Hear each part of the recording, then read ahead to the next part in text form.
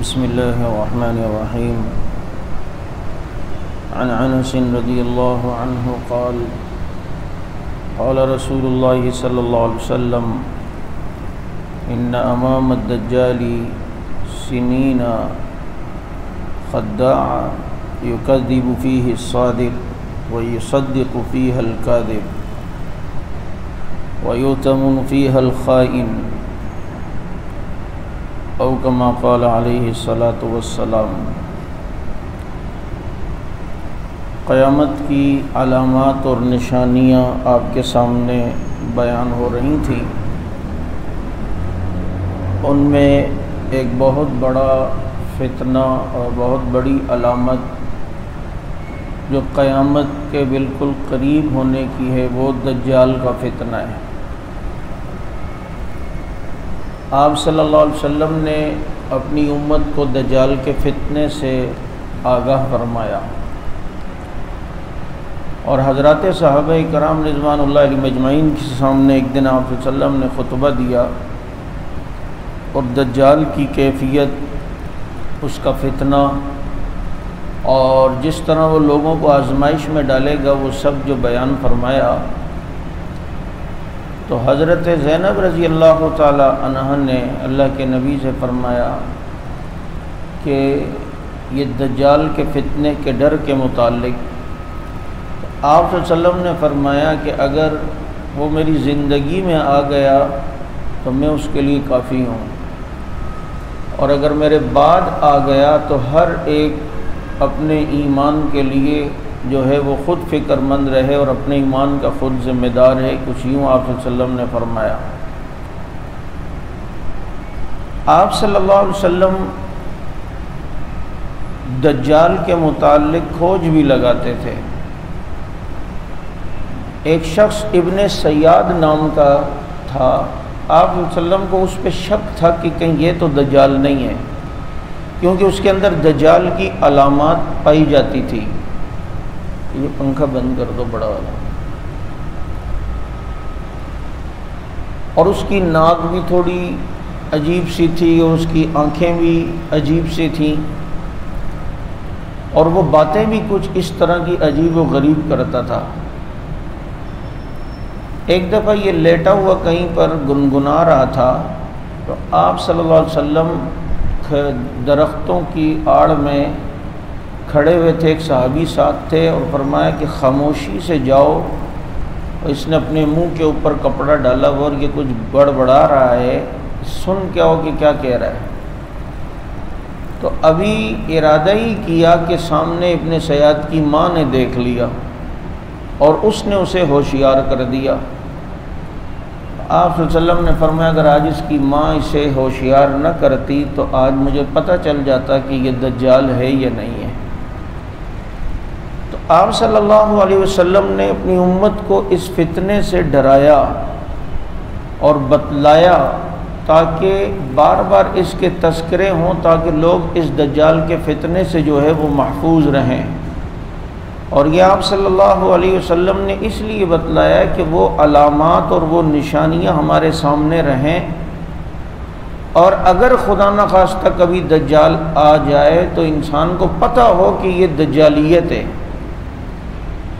آپ صلی اللہ علیہ وسلم نے دجال کے آنے سے پہلے کے کچھ حالات بتلائے، اور جو حدیث ابھی میں نے حضرت انس رضی اللہ تعالیٰ عنہ سے روایت ہے کہ وہ یہی روایت ہے کہ آپ صلی اللہ علیہ وسلم نے دجال سے آمد سے پہلے کچھ عرصہ ایسا ہوگا، اور وہ اگر دیکھا جائے اور موجودہ زمانے پر اگر آپ منطبق کریں تو پورا وہ چیزیں صادق آتی ہیں. آپ صلی اللہ علیہ وسلم نے فرمایا کہ دجال کے خروج سے چند سال پہلے دھوکے اور فریب کے ہوں گے، اور سچے کو جھوٹا بنایا جائے گا اور جھوٹے کو سچا بنایا جائے گا. ایسے ذرائع ہو جائیں گے کہ سچے کو جھوٹا اور جھوٹے کو سچا بنایا جائے گا. دھوکے اور فراڈ کے اور فریب کے سال ہوں گے. آج دیکھ لیں کتنے دھوکے اور فراڈ اور فریب کتنی بڑی تعداد میں، ہم سوچ بھی نہیں سکتے. کاروبار میں فراڈ، معاملات میں فراڈ، گھر والوں کے ساتھ فراڈ، مسجد میں آ کے بھی جھوٹ بول کے سوال کریں گے اور جناب بہانے بنائیں گے، میری اماں بیمار ہیں، میرے گھر پہ کمانے والا کوئی نہیں، میرا مالک مکان گھر سے باہر نکال دے گا اور یہ کر دے گا، گھر میں اللہ کے گھر میں فراڈ اور فریب۔ سچے کو جھوٹا اور جھوٹے کو سچا گردانا جائے گا۔ آج یہ میڈیا وار جو چل رہا ہے، اور میڈیا کے اس دور کے اندر اگر آپ دیکھ لیں تو کس طریقے سے میڈیا جس سچے کو چاہے جھوٹا بنا دے، جس جھوٹے کو چاہے سچا بنا دیتا ہے، اور ہماری عوام بھی اسے جو ہے وہ قبول کرتی ہے اور اس کو ذہنی طور پر ماننے کے لیے تیار ہوتی ہے۔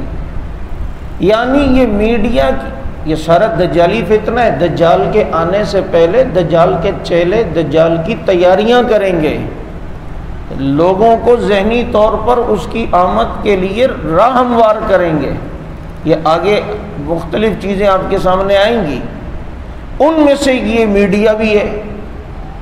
یہ ناسا جس کے پاس پورے جو خلائی سسٹم ہے یہ یہودیوں کے پاس ہے، آج یہ بھی چیزیں جام کرتے ہیں تو ہمارے سیٹلائٹ نظام متاثر ہے، ٹی وی کا براہ راست نظام متاثر ہے۔ اب یہ چونکہ ان کے ہاتھ میں، یہ جس سچے کو چاہے جھوٹا بنا دیں، جس جھوٹے کو چاہے سچا بنا دیں، جس پرامن کو چاہے پرامن کو چاہے دہشت گرد بنا دیں، جس دہشت گرد کو چاہے تو ہیرو بنا دیں۔ یہ ہو رہا ہے یا نہیں ہو رہا؟ کس طرح سوات کے اندر ایک جعلی ویڈیو بنا کر لڑکی کو مارنے کی ویڈیو بنائی، کوڑے لگ رہے ہیں، اور جناب اس کو بہانہ بنا کر چڑھائیاں ہو گئیں، سب کچھ ہو گیا، جہاد اور مولوی اور مجاہدین کو بدنام بھی کر دیا، اور اب جو ہیں وہ باتیں سامنے آ رہی ہیں، اب وہ قبول کر رہے ہیں کہ جی وہ ویڈیو جعلی تھی اور ایسی تھی اور ویسی تھی۔ امریکہ دنیا کا بڑا دہشت گرد ہے، کس نے کسی کو 2-2 لاکھ افراد کو ایک دن میں مارا ہے امریکہ کے علاوہ؟ ایٹم بم مار کے ہیروشیما ناگاساکی میں کیا حالات کر دیے، لیکن وہ ہیرو ہے، وہ جو ہے آئیڈیل ہے۔ اور جن کے یہاں 7 سال افغانستان میں ایسی پرامن حکومت رہی کہ چوری نہیں، ڈکیتی نہیں، عورت کی عزت محفوظ، وہ دہشت گرد بن گئے۔ آج دیکھ لیں، ابھی 4-5 دن پہلے BBC والوں نے ایک رپورٹ نشر کی جس میں شیعہ کو مظلوم بتایا کہ جی یہ ایسے پاکستان میں 2500 کے قریب انہیں مار دیا گیا، شیعہ ہونا جرم ہو گیا ہے پاکستان میں، اور یہ ہو BBC، یعنی کہ انگریز شیعہ کی حمایت میں ویڈیو بنا رہے ہیں، تو شیعہ دین کے لیے کتنا مخلص ہوگا، اور دنیا کو یہ چہرہ دکھا رہے ہیں کہ جناب یہ مظلوم ہے ملک میں اور پاکستان میں، اور یوں ہے اور یوں ہو رہا ہے۔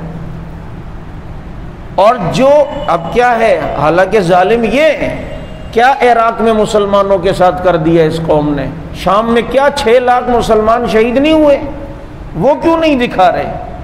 عراق میں کتنے مسلمانوں کو شہید کر دیا گیا؟ آج نوری المالکی شیعوں کی حکومت ہے۔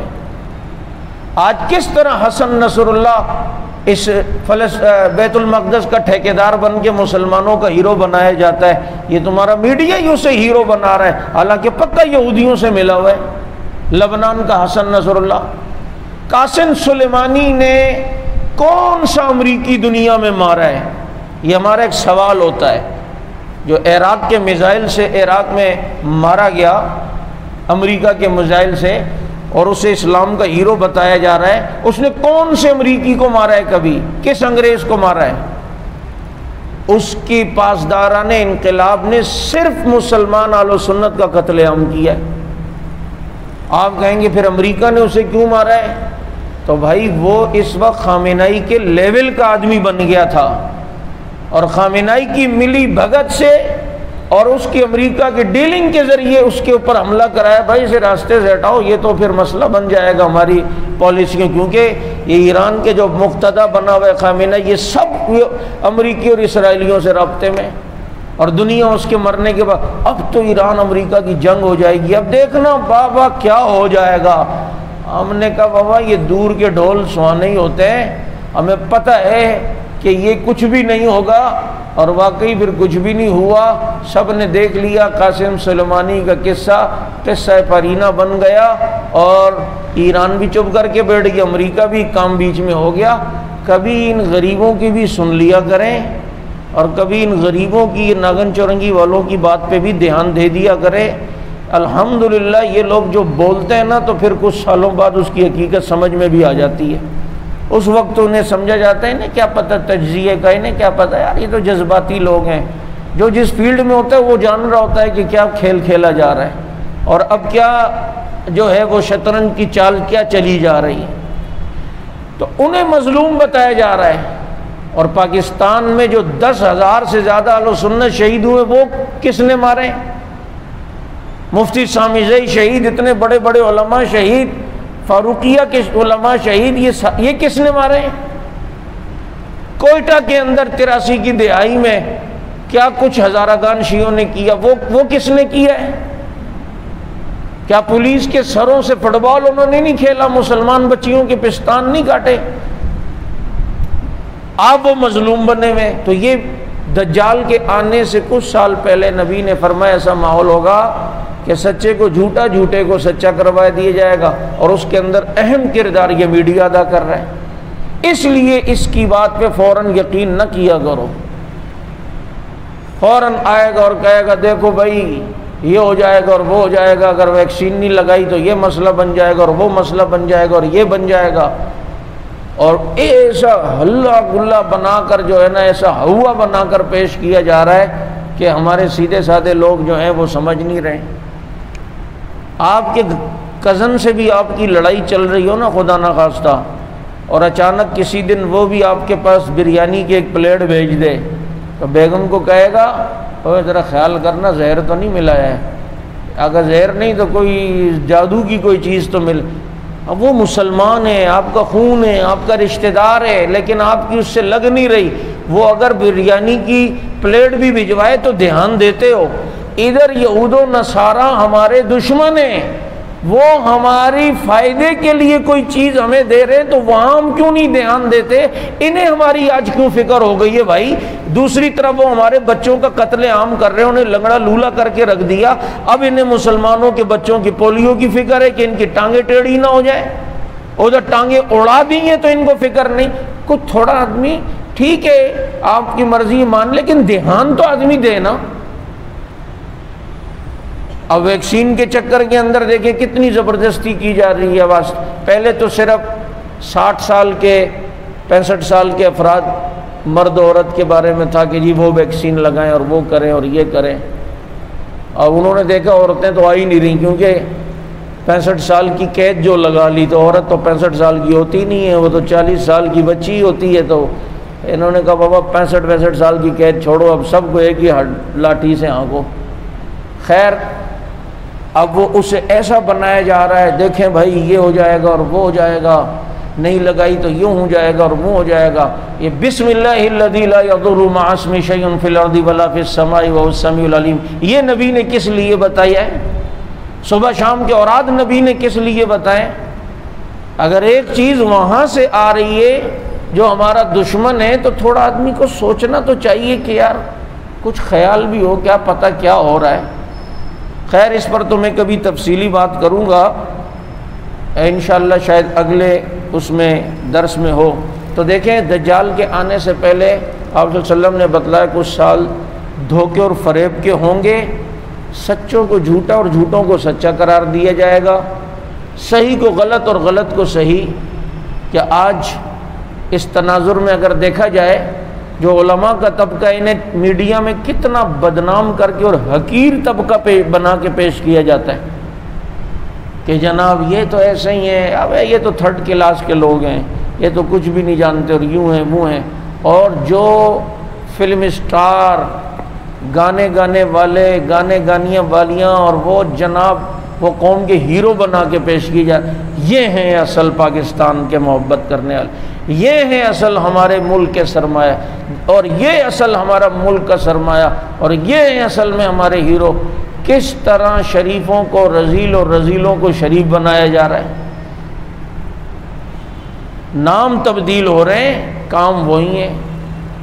دیکھو نا، پہلے کنجر کہا جاتا تھا گانے والوں کو، اور اب جو ہے وہ فلمی اسٹار اور پتہ نہیں گلوکار اور کیا کیا بیکار یہ سب چیزیں ہو رہی ہیں۔ اب ایک چیز کا نام بدل دو تو وہ چیز اچھی تھوڑی ہوتی ہے۔ کل تک ایک چیز کو چرس بولتے تھے، اب اسے ملنگی بوٹی بولتے ہیں کہ جنا یہ تو ملنگی بوٹی ہے تاکہ برا ہی نہ لگے۔ کل تک دکیا نوسی کہتے تھے، کل تک کہتے تھے بے حیائی، اور آج جو بے حیائی سے روکے اسے دکیا نوس کہا جاتا ہے۔ ان کے تو ذہن ہی چھوٹا ہے، یہ تو چھوٹی سوچ کے لوگ ہیں۔ بھائی اللہ سے دجال کے فتنوں سے ہمیشہ پناہ مانگیں۔ دجال تو آئے گا ہی آئے گا، اس کے فتنے کتنے پہلے آ رہے ہیں، اور یہ آپ صلی اللہ علیہ وسلم نے پہلے سے جو ہے اس امت کو آگاہ کیا، اور یہ حدیثیں ہمارے سامنے اس لیے ہیں کہ ہم دجال کے فتنوں کو اتنا سمجھیں اور اتنا پڑھیں کہ دجال خدا نہ خواستہ آ بھی جائے تو ہمیں پتہ ہو کہ یہی ہے، اور یہی ہے دجال، اس میں یہ ساری علامات ہیں۔ اور اس کے لیے اس ٹائم یہود، چونکہ یہ یہودیوں کا بادشاہ ہے، یہودیوں کی کتابوں میں لکھا ہے کہ جب ہمارا بادشاہ آئے گا تو پوری دنیا کے اندر پھر ہماری حکومت ہوگی، اور پھر ہم چھپ کر نہیں رہیں گے، ہم سامنے آ کے رہیں گے، کیونکہ ابھی تو یہ ساری دنیا میں رہ رہے ہیں لیکن مختلف روپ میں رہ رہے ہیں اور مختلف روپ دھارے میں۔ تو جب وہ ہمارا بادشاہ آئے گا وہ یوں ہوگا کہ ساری دنیا میں ہماری حکمرانی ہوگی، اور یہ لولی پاپ ان کے ربیوں نے اور ان کے بڑوں نے ان کو دیا ہوا ہے، اور اصل باتیں ان کی چھپائی ہوئی ہیں کہ یہ بھی جانتے ہیں یہود کے علماء کہ پھر مسلمانوں کا بھی ایک مسیح ہوگا جو اس کی پٹائی بھی کرے گا، اور مسلمانوں کا بھی ایک ہیرو ہوگا جس کی پھونک سے اللہ تعالیٰ اس دجال کو جلا کے رکھ دیں گے، اور وہ حضرت عیسیٰ علیہ السلام ہوں گے جن کی تفصیل انشاءاللہ آگے آئے گی۔ تو آپ صلی اللہ علیہ وسلم نے دجال کے فتنے سے پناہ مانگی، اور امت کو بار بار سورہ کہف کی تلاوت کا فرمایا کہ یہ کس کس طرح لوگوں کو فتنوں میں مبتلا کرے گا۔ اب دیکھیں اتنی آزمائش کے ایام ہوں گے۔ پہلے تو یہ کہ جب دجال جس دن آئے گا، آپ صلی اللہ علیہ وسلم نے فرمایا وہ ایک دن 1 سال کے برابر ہو جائے گا، دوسرا دن 1 مہینے کے برابر، تیسرا دن 1 ہفتے کے برابر، اور چوتھا دن اپنے عام روٹین سے چلیں گے۔ اب یہ دنیا میں ٹوٹل 40 دن رہے گا یہ دجال، 40 دن میں کیا سے کیا حرکتیں کرے گا، اور آپ صلی اللہ علیہ وسلم فرمایا اس کی سواری ایسی ہوگی کہ یوں بھاگ چلے گی، اس کے ایک قدم جو ہے اتنا لمبا ہوگا اور اتنا۔ تو اس وقت آپ صلی اللہ علیہ وسلم اگر بتا دیتے اللہ کے وحی سے کہ وہ جہاز ہوگا اور یہ ہوگا، تو ویسے ہی لوگ ہمارے نبی کو اس زمانے میں کتنے نہیں مانتے تھے اور کہتے تھے یہ دیکھو جی کیسر و کسرا کی فتح کی باتیں کرتے ہیں، یہ کہتے ہیں ایسا ہوگا اور یوں ہوگا۔ تو جب ان کے سامنے ایسی باتیں ہوتی ہیں، یوں جہاز بنیں گے اور یوں سفر ہو جائیں گے، اور اتنی تیزی سے اس کی سواری ہوگی، اسے وہاں لے کے جائے گی، اور دجال بہت دور کی بھی چیزوں کو دیکھے گا، بہت دور کی چیزوں کو بھی سنے گا۔ یہ نبی نے بتلایا، لیکن ساتھ میں یہ بتلا دیتے کہ اس طرح ٹی وی ہوگا تو یہاں بیٹھا ہوا ہوگا اور وہاں کی باتیں دیکھ بھی رہا ہوگا اور سن بھی رہا ہوگا، تو کون مانتا؟ کہ موبائل بھی آ جائے گا اور یوں آن لائن دور سے دیکھ بھی رہا ہوگا اور دور سے سن بھی رہا ہوگا، تو کون مانتا؟ تو اس لیے آپ صلی اللہ علیہ وسلم نے مطلق فرمایا کہ وہ غیر معمولی سماعت اور بصارت ہوگی، اس کی سواری یوں تیز ہوگی اور وہ گدھے کی طرح ہوگی، اور دونوں کانوں کے درمیان 40 ہاتھ کا فاصلہ ہوگا، 40 گز کا۔ اور یہ آپ کو میں بتلا دوں، اس طرح کی ساری سواریاں اور جہاز جو گدھے کے کان کی طرح ہیں وہ اسرائیل میں بنا کر بالکل تیار کھڑے کیے ہوئے ہیں، اور ذہنی طور پر وہ بالکل تیار ہیں۔ اور آپ صلی اللہ علیہ وسلم نے فرمایا کہ اتنی آزمائش کہ دجال کے ساتھ 2 فرشتے نبیوں کی صورت میں ہوں گے، اور نبی نے ان نبیوں کا نام نہیں بتلایا۔ اللہ کے نبی نے فرمایا میں اس نبی کو بھی جانتا ہوں اور ان نبی کے والد کو بھی جانتا ہوں، وہ فرشتے آزمائش کے لیے ہوں گے۔ اچھا دجال ان میں سے ایک کو کہے گا میں رب ہوں یا نہیں، میں آسمان و زمین کا بنانے والا ہوں یا نہیں، میں خدا ہوں یا نہیں، تو جس سے یہ پوچھے گا تو وہ فرشتہ کہے گا تو جھوٹا ہے۔ اچھا جب یہ فرشتہ کہے گا تو جھوٹا ہے تو یہ آواز لوگ نہیں سنیں گے. تو جب دوسرے فرشتے سے دجال کہے گا ہاں جی تو کیا کہتا ہے, تو وہ دجال کہے گا یہ سچ کہہ رہا ہے, حالانکہ وہ فرشتہ کہے گا یہ سچ کہہ رہا ہے, حالانکہ یہ فرشتہ اس فرشتے کی بات کی تصدیق کر رہا ہوتا ہے کہ یہ سچ کہہ رہا ہے کہ تو جھوٹا ہے, لیکن اس فرشتے کی بات سارے لوگ سنیں گے, اس کی بات سن لیں گے اور اس کی بات نہیں سنیں گے. چنانچہ لوگ کہیں گے یار فرشتہ بھی دجال کی تائید کر رہا ہے اور یہ آزمائش, اسی لیے تو کہ دجال کے فتنے سے صحابہ ڈرا کرتے تھے. اب دیکھیں نا اگر اسے جدید دور میں دیکھا جائے تو کیا پتہ اس سے مائک میں پوچھیں اور وہ بولے تو جھوٹا ہے تو اس وقت مائک بند کر دیں اور اس کے ٹائم کھول دیں, تو کیا پتہ کہ اس طرح بھی ہو سکتا ہے یا کوئی بھی صورت ہو سکتی ہے. اس سے پوچھا جائے تو اس ٹائم تو آن لائن چل رہا ہے, ادھر بند کر دی اور آواز, اور اس سے پوچھا ہے تو اس وقت آواز کھول لی. تو یہ فرشتہ اس فرشتے کی تصدیق کر رہا ہوگا کہ تو سچ بول رہا ہے, لیکن لوگ سمجھیں گے کہ یہ دجال کے بارے میں کہہ رہا ہے کہ تو سچ بول رہا ہے. آپ صلی اللہ علیہ وسلم نے اس کا حلیہ بتلایا کہ ایک آنکھ اس کی بالکل لیول میں ہوگی. یہ جو لوگوں میں مشہور ہے نا کہ دجال ایک آنکھ والا ہوگا, یہ ایک آنکھ والا نہیں ہے. ایک آنکھ اس کی پچکی ہوئی ہوگی, ایک آنکھ انگور کی طرح ابری ہوئی ہوگی, لیکن وہ چونکہ ایسی پچکی ہوئی اور لیول میں ہوگی کہ وہ لگتا ایسا ہوگا کہ ایک آنکھ ہے, حالانکہ وہ ایک آنکھ بالکل اس کی چپکی ہوئی ہوگی اور پچکی ہوئی ہوگی, اور ایک آنکھ پر انگور کی طرح ابھار ہوگا, اور اس کی پیشانی پر کاف فا را کافر لکھا ہوا ہوگا, اور ہر مسلمان اس کی پیشانی پہ کافر لکھا ہوا پڑھے گا بھی. اور دجال کے بالوں کے بارے میں بتلایا کہ اس کے بال یوں بکھرے ہوئے شاخوں کی طرح ہوں گے, یعنی بالکل بکھرے ہوئے شاخوں کی طرح. اور آج آپ دیکھیں, اب ظاہر بات ہے اس طرح کا آدمی اچانک آ جائے تو آدمی کو حیرانگی ہوگی اب کیسے بال ہے کیسے, لیکن اب اس کی آنے سے پہلے اس کے متبعین پہلے راہ ہموار کر رہے ہیں. ایسے ہیئر اسٹائل دنیا میں متعارف کروائے جا رہے ہیں کہ آپ دیکھیں نا کیسے کیسے بالوں والے گچھے بنے ہوئے ہیں, اور جیسے لگتا ہے کہ پورا گھونسلہ یہاں لا کے رکھ دیا ہے. یہ آہستہ آہستہ ہمارے ذہن بنانے کے لیے یہ بھی ایک اسٹائل ہے یار, اور خوبصورت اسٹائل ہے, اسے فیشن بنا کر, تاکہ جب وہ ان بالوں کے ساتھ آئے تو چھمبا نہ لگے, لوگ اس سے نفرت نہ کریں. اب یہ چیزیں اگر پہلے سے اسٹائل نہ ہو اور اچانک اس طرح کی عجیب مخلوق آ جائے تو لوگ کہیں یار یہ کیسا انسان ہے, اس کے بال تو دیکھ. لیکن اب پہلے سے یہ بال متعارف ہو جائیں اور یہ ہیئر اسٹائل آ جائیں, اور جو آ گئے ہیں, لڑکیوں کے بال بھی ایسے, لڑکوں کے بال بھی آپ نے دیکھے ہوں گے, اور مسلمان بھی اس میں ماشاءاللہ حصے دار بن رہے ہیں. تو اب وہ جب آئے گا تو لوگوں کو اتنی حیرانگی نہیں ہوگی, کہیں گے اچھا یار یہ تو اسٹائل چل رہا ہے ویسے بھی آج کل دنیا کے اندر. ایک آنکھ جو اس کی ہوگی, اس کی برائی سے بچنے کے لیے اب جو اشتہارات میں کئی اشتہارات یا سائن بورڈز پہ آپ دیکھیں ایک آنکھ بند کر کے ایک آنکھ ماری جا رہی ہے, ایک آنکھ کھولی جا رہی ہے, یہ ایک آنکھ متعارف کروائی جا رہی ہے تاکہ یہ بھی برا نہ لگے اور اس سے بھی لوگ جو ہیں وہ پہلے سے متعارف ہو جائیں. تو یہ ساری صورتحال اور کنڈیشن اس طرح ہوگی. اچھا دجال آئے گا, وہ بات رہ گئی. پہلا دن فرمایا کہ 1 سال کے برابر, دوسرا 1 مہینے کے برابر, تیسرا دن 1 ہفتے کے برابر, چوتھا دن سے روٹین عام دنوں کی شروع ہو جائے گی.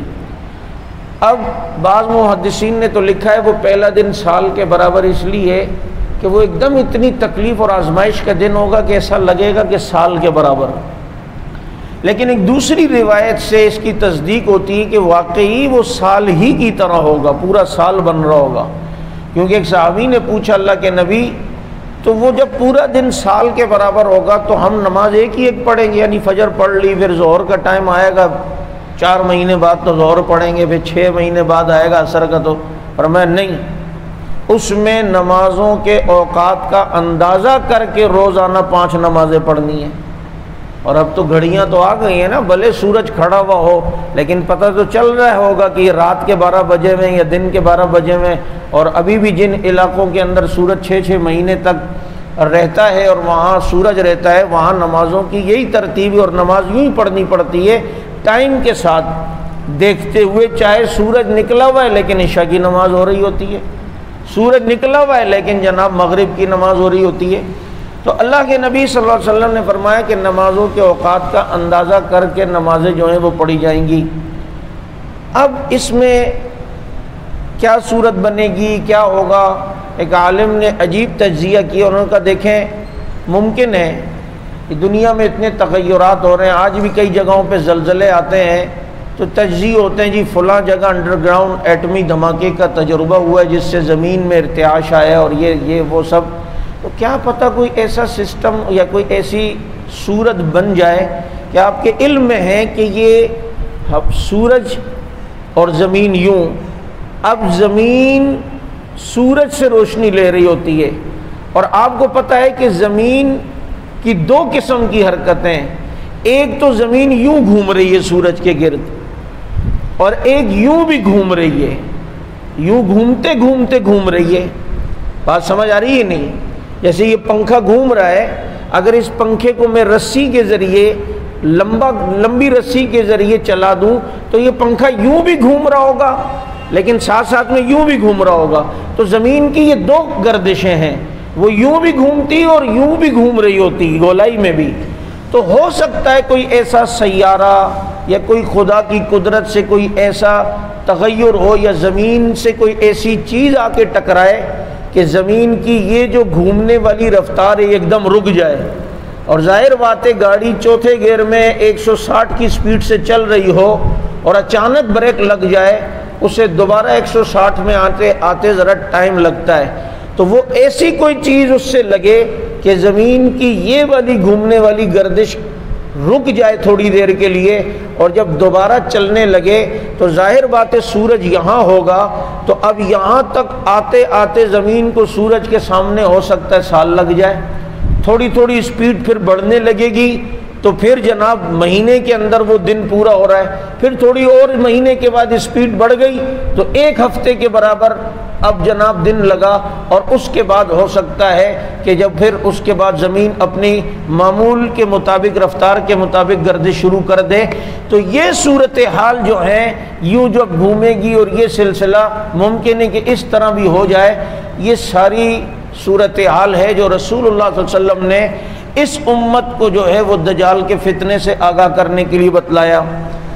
حضرت تمیم داری رضی اللہ تعالیٰ عنہ کا واقعہ مشہور ہے، یہ ایک کشتی میں سفر فرما رہے تھے اور اس وقت اہل کتاب میں سے تھے، تو ان کی کشتی جو جہاز تھا پانی کا 1 مہینے تک ہچکولے لیتی رہی، طوفانوں سے لڑتی رہی، آخر ایک جزیرے میں آ کر رکے، وہاں ایک غار، وہاں جا کر اندر جب یہ گئے تو ایک ایسی مخلوق کو دیکھا کہ جو پورا زنجیروں میں جکڑے ہوئے، اور اس کے بال اتنے بکھرے ہوئے ہیں کہ اس کا فرنٹ اور بیک سمجھ نہیں آ رہا کہ فرنٹ کون سا اور بیک کون سا ہے جب تک وہ اپنے بال ہٹائے نا۔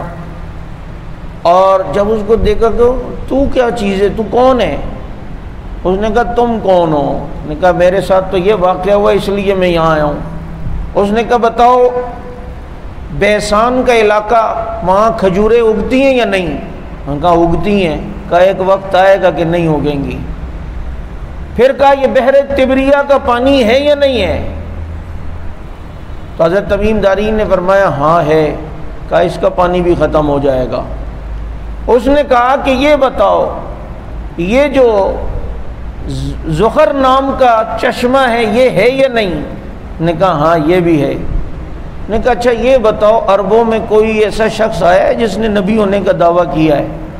انہوں نے کہا ہاں ایسا شخص آیا ہے اور اب وہ مکے سے مدینہ ہجرت کر گیا ہے۔ کہا عربوں نے کوئی اس سے لڑائی لڑی ہے؟ کہا ہاں جی لڑائی بھی لڑی ہے۔ اور پھر پوری تفصیل بتائی کہ ان کو شکست ہوئی ہے مکے والوں کو، عربوں کو۔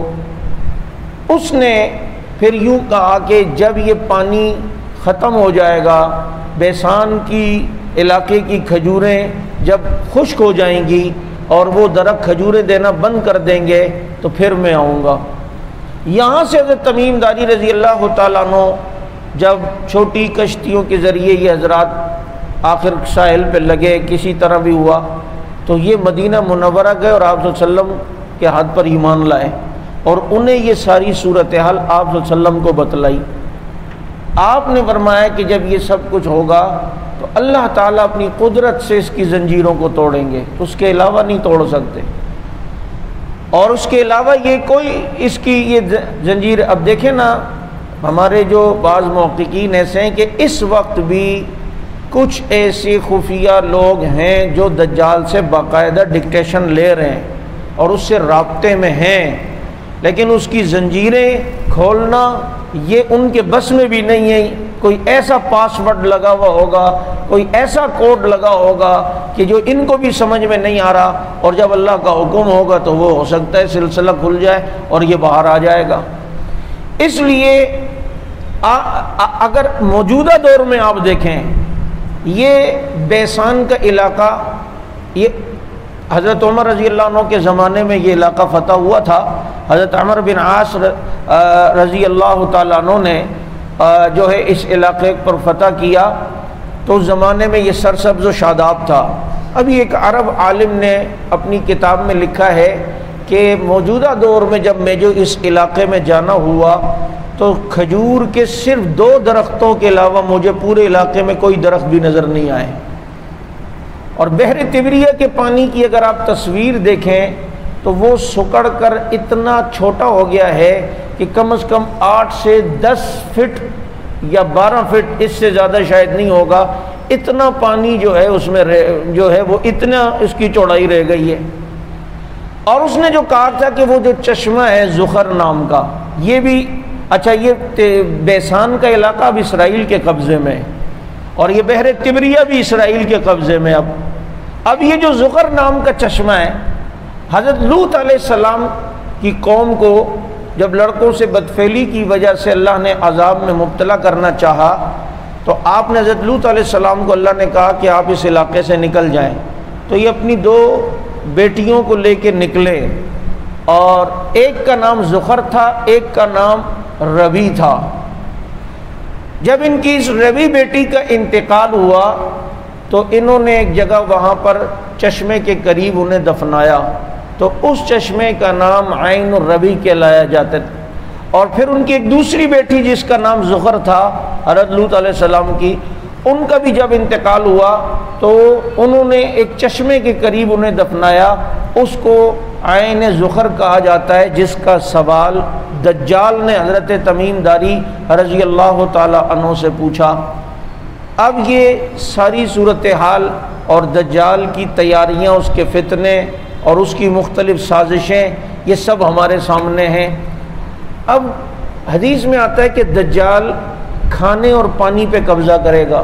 اس وقت پانی کی جنگوں کی بہت زیادہ جو ہے وہ باتیں سننے میں آ رہی ہیں کہ پانی کی لڑائیاں، تاکہ پانیوں پہ قبضے ہوں۔ اب وہ کس طرح قبضہ کرے گا اللہ تعالیٰ جانتے ہیں، لیکن اگر بظاہر ایک صورت دیکھی جائے تو ہمیں اتنا زیادہ اس طرح ذہنی طور پر ہمیں وہ ذہن بنا دیا گیا ہے، چشموں کے پانی نہ پیو، یہ والے پانی نہ پیو، صرف فلٹر والے پیو، منرل واٹر پیو، دیکھو اس میں یہ بیماریاں ہیں، اس میں یہ بیماریاں ہیں۔ اب مسلمان سارے منرل واٹر پہ آ گئے ہیں، اور پھر جناب یہ سارے منرل واٹر کے کیمیکل اور سب ان کے پاس ہیں۔ جس دن انہوں نے بند کر دیا تو پھر یہی والا پیو۔ جب عادت نہیں رہے گی بچوں کی بچپن سے تو انہیں یہ پانی زہر لگ رہا ہوگا، انہیں یہ پانی پینا مشکل لگ رہا ہوگا۔ اس لیے حدیثوں سے پتہ چلتا ہے کہ دجال کے فتنے میں شہری آبادی زیادہ مبتلا ہوگی بنسبت پہاڑی علاقے کے، کیونکہ آپ نے فتنوں کے زمانوں میں پہاڑوں کی طرف رخ کر جانے کا حکم دیا، تو پتہ چلتا ہے دیہاتی علاقوں میں اس کے فتنے کے اثرات ہوں گے، لیکن اتنے نہیں۔ وہاں چشمے بھی ہیں، وہاں کنویں بھی ہیں، وہاں سب کچھ ہے، دریا بھی ہیں۔ اب کھانوں پہ قبضہ تو کس طرح ہوگا، اس کی صحیح صورت تو اللہ ہی جانتے ہیں، لیکن اگر موجودہ دور میں دیکھا جائے، آپ جانتے ہیں کہ پہلے زمینوں میں کاشت یوں ہوتی تھی، گندم کاشت کی، اس کے بعد جب گندم کاشت ہو گئی تو کچھ دوبارہ اگانے کے لیے بیج رکھ دیتے تھے، باقی کو استعمال کرتے تھے۔ اب ہمارے پاس ایسے بیج لے آئے ہیں کہ جو بیج ہمیں لالچ تو یہ دی کہ جناب یہ بیج اگر بوگے تو تمہاری کاشت ڈبل ہوگی، اور یہ بیج سارے باہر سے آ رہے ہیں، آپ کے علم میں ہونا چاہیے۔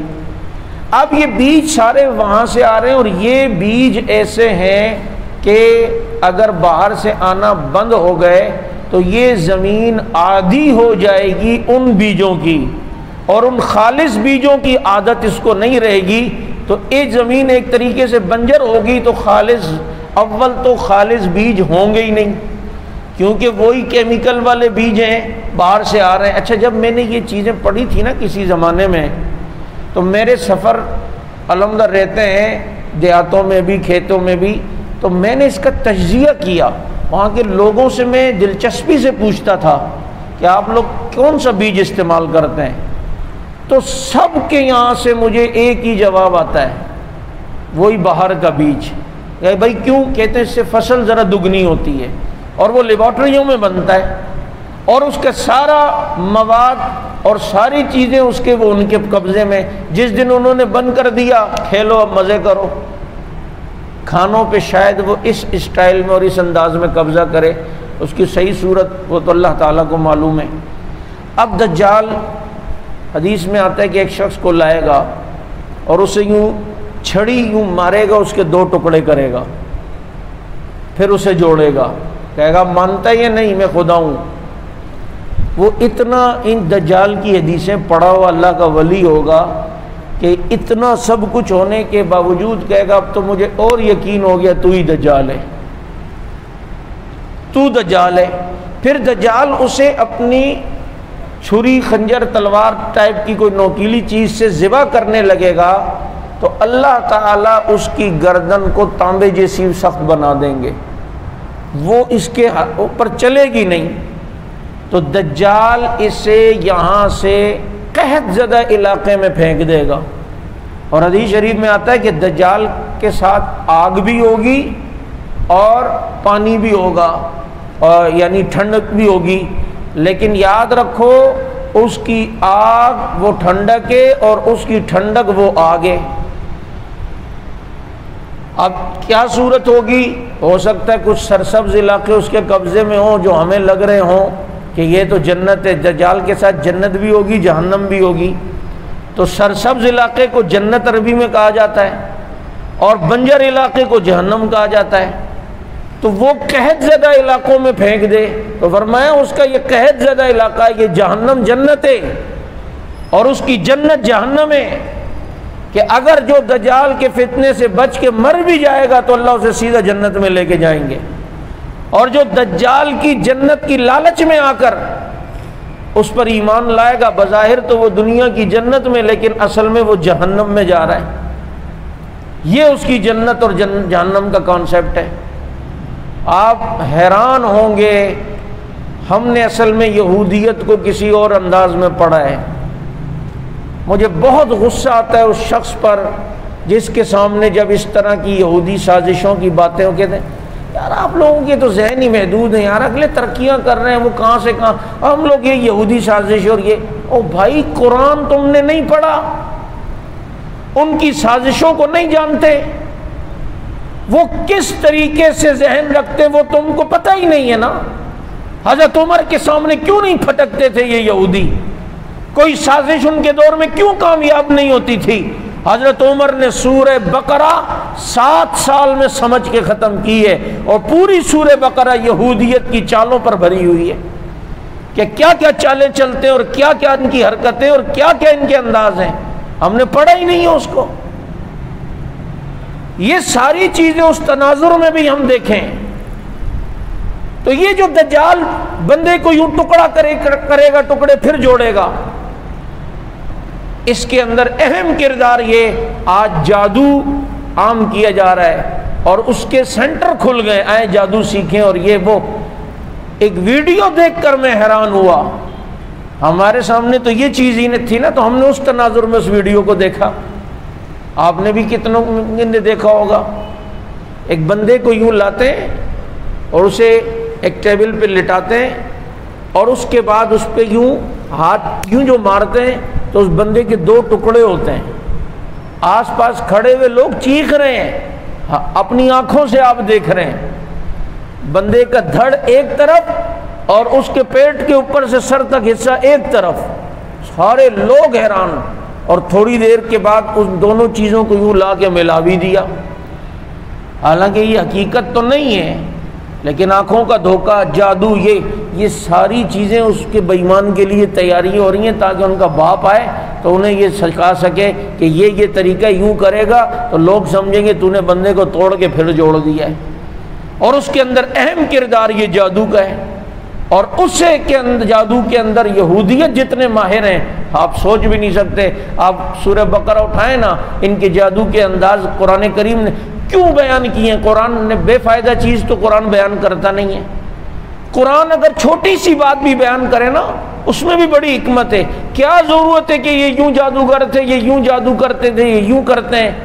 یہ ہمیں پہلے سے بتانے کے لیے کہ یہ اس طرح کے بے ایمان ہیں، اگر ان کے سامنے یہ تمہارے سامنے کچھ دکھائیں بھی تو سمجھ لینا یہ جادوگر ہیں، شعبدہ باز ہیں، حقیقت سے اس کا کوئی تعلق بھی نہیں ہے۔ اور دجال کا ساتھ شیطان بہت دے گا، ظاہر بات ہے۔ ایک بندے کو کہے گا میں خدا ہوں یا نہیں، کہے گا نہیں، وہ کہے گا تیرا باپ کو قبر سے نکالوں، اور وہ کہے کہ نکال کے دکھا، اس کے باپ کی قبر پہ یوں لاٹھی مارے گا، اس کا باپ نکلے گا، اور وہ کہے گا یہی خدا ہے بھائی، وہ آدمی اس کے اوپر ایمان لے آئے گا، حالانکہ وہ شیطان ہے، اس کے باپ کی شکل میں متشکل ہو کے آیا ہے، کیونکہ شیاطین کو کسی کی بھی شکل میں متشکل ہونے میں ٹائم نہیں لگتا۔ اس لیے یہ شہنشاہ نقوی ان کو دیکھا کرو تو ذرا ڈرا بھی کرو کہیں شیطان ان کی شکل میں، بلکہ یہ تو خود ہی شیطان ہے، چھوڑو وہ شکل میں کیا تبدیل ہوگا۔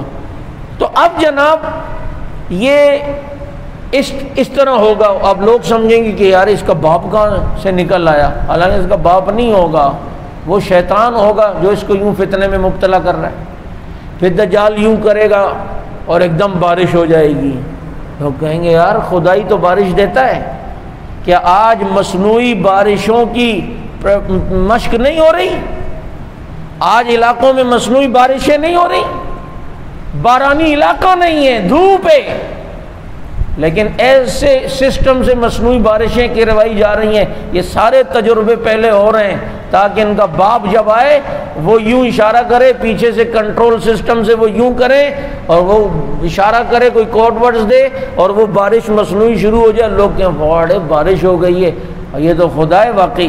اس کو اس تناظر میں دیکھیں ان کی ساری ترقیوں کو، لیکن یاد رکھیں یہ جتنی ترقیاں کر کے آ جائیں، یہ جتنی ایڑی چوٹی کا زور لگا لیں، یہ جتنا آسمانوں پہ پہنچ جائیں، فتح اللہ نے آخر میں حق کو ہی دینی ہے، سچ کو ہی۔ 40 دن سے زیادہ ان کا یہ باپ دجال چل ہی نہیں سکتا ہے، اور پھر کیسے مرے گا، کیا سسٹم ہوگا، انشاءاللہ العزیز کے متعلق مزید گفتگو بھی آپ کے سامنے کریں گے۔ اللہ تعالیٰ سمجھ عمل کی توفیق عطا فرمائے۔